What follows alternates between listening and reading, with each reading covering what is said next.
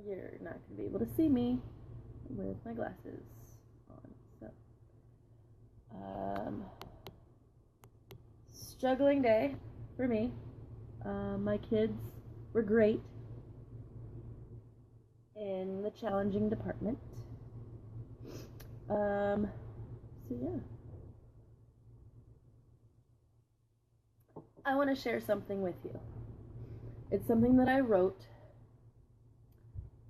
on the way home from convention. I'm going to be reading part of it, so it won't sound like it's coming from me, but I wrote it for you. See? It's only 3 pages. I'm going to try and get through it really quick. Whatever. Hi, Melissa. So, first thing I want to say, I see you. Yes, you. I see your struggle and your pain. I feel it with you. You may not realize it, but you, my dear, are important. You matter in this world. I want you to stop, because I heard you. Don't argue with me.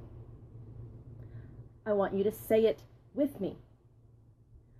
I am important. I matter in this world. Again, one more time with me. I am important. I matter in this world. Now, let's take a deep breath. You might not know this, but I know the feelings. The emptiness, the rejected, gut-wrenching feeling that will consume you daily, minute by minute, that you don't think you're going to get out of.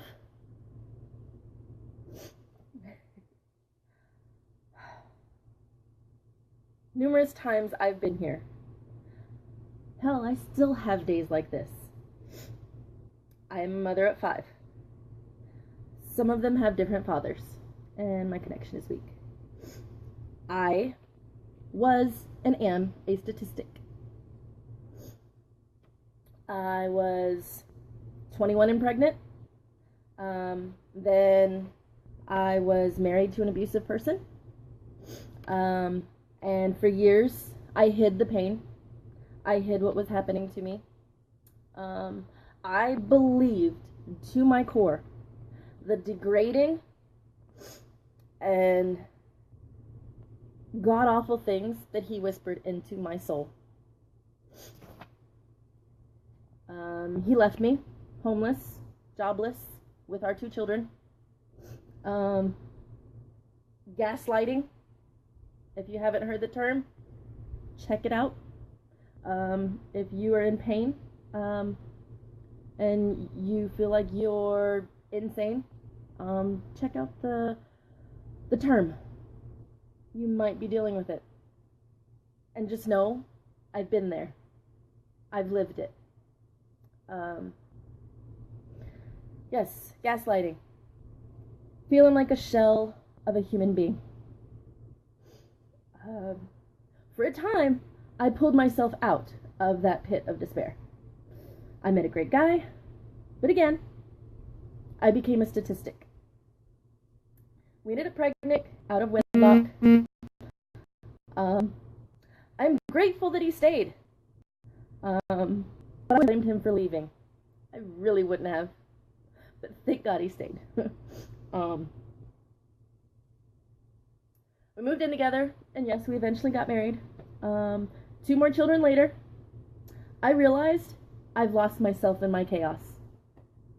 I shut down my desires and my passion. I was completely broken. I had no love of my own life left. It was all of my children and my husband and everyone else. There was no love for me left. The luster of life was gone. And if you've known me in my past, That's part of me. The luster was gone, the determined drive to surround myself with people. I'm being real. I wanted to end it all. I no longer wanted life. Are you there? I know you feel me. I know that feeling. If you feel it, know that you are not alone.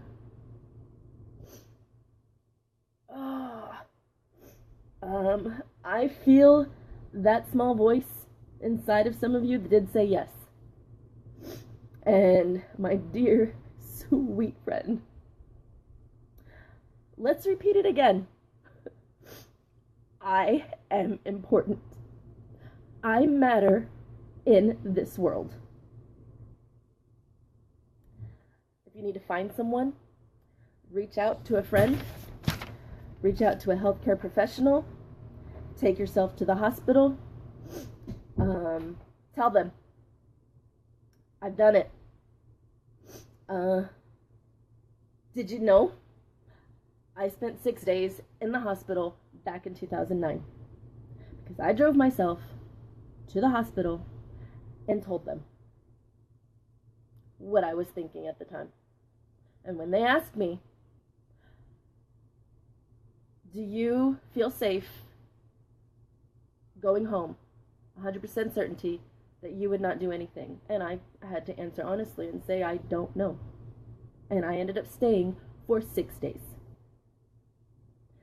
They told me that for me to go there before I hurt myself was a sign of strength. I did not feel strong.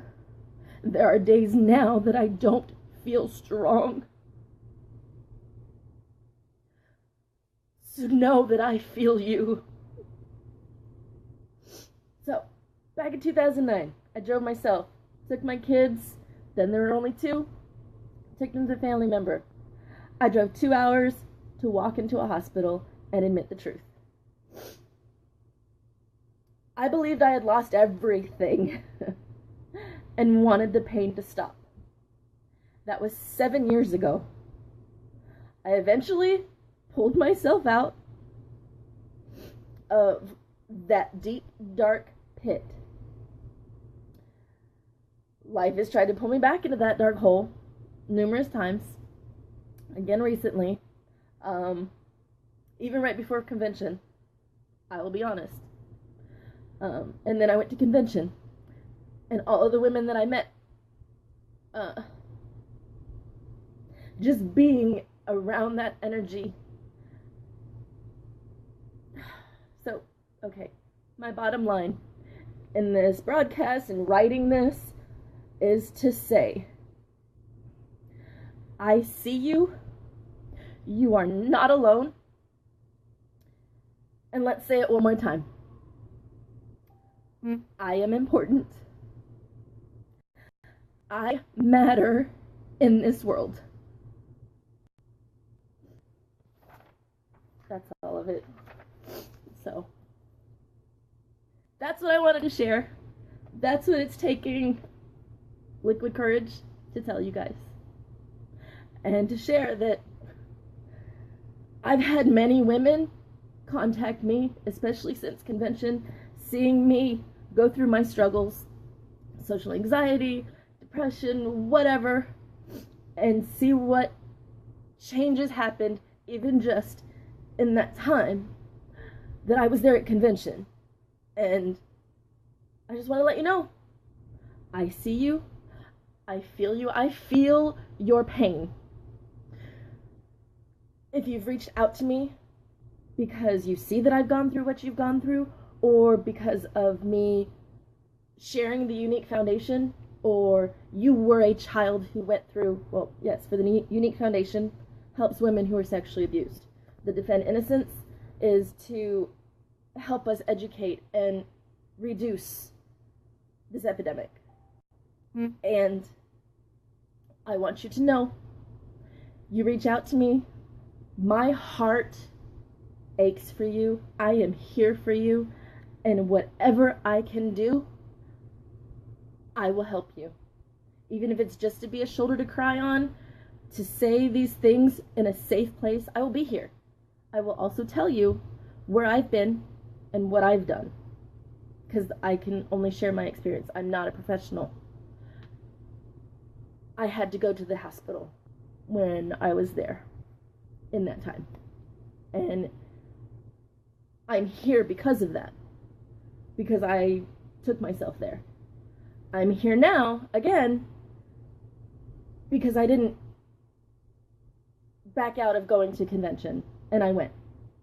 Whatever works for you, you are strong. I'm going to say it again.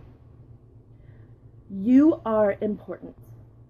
You matter in this world. Don't forget it. And if you need to reach out, I'm here. If you have another friend that's here, or your doctor, healthcare professional, drive yourself to the hospital and tell them, I'm scared for my life, either internally or externally. You reach out. That's all I have to say. I love you guys, and I think my husband just came in to try and tell me that dinner is ready, so you guys have a good night. If I have any more liquid courage, I may come back on later. I love you.